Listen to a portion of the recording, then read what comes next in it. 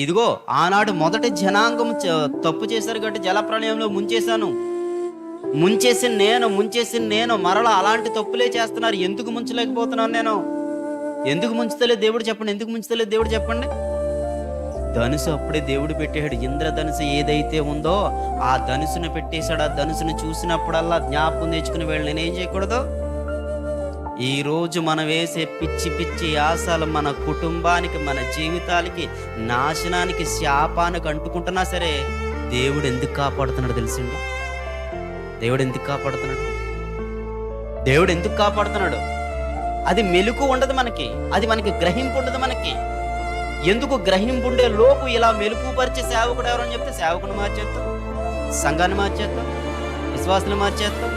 1000 మంది ఉండే సంఘానికి వెళ్తాను, నువ్వు 100 మంది ఉండే సంఘానికి వెళ్ళినా, ఒక్కడుండే సంఘానికి వెళ్ళినా, నీ జీవితం దేవునికి మహిమకరంగా లేకపోతే నీకు రావలసిన దీవెన రాదు, నీకు రాదు, నీ పిల్లలకు కూడా రాదు. అది నీ కొరకు నా కొరకు ప్రభు ఏమైపోయి చెప్పినా బలి అయిపోయిన ఆయన బలియాగం అడ్డుపడుతుంది. కాబట్టి బాగా ఆలోచించండి.